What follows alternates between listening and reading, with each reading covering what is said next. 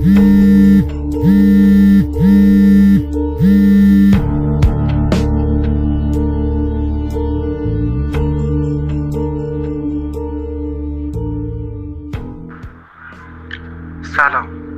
بیا همون جای همیشگی منتظرتم.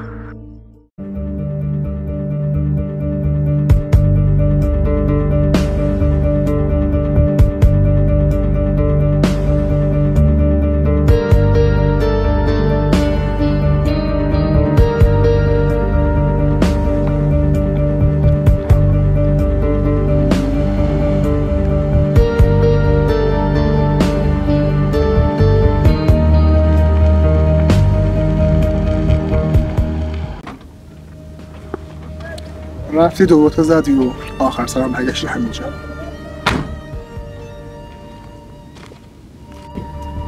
الانم دست پیش گرفتی پس گوه خوردم، پشیمونم. چرا نمیخوای بفهمی؟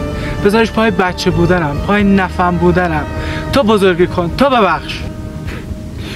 دیگه گوه خوردنم فایده نداره. الانم اومدی سر میزی بازی کنی که فقط رقصنده شی، رقاص اون میزی، نه بازی کنه. من بزرگت کردم، من آدمت کردم، راه رفتم بهت یاد دادم، اما نمیدونستم دارم مار توی آسمان پرورش میدم. مار که نه، افعی.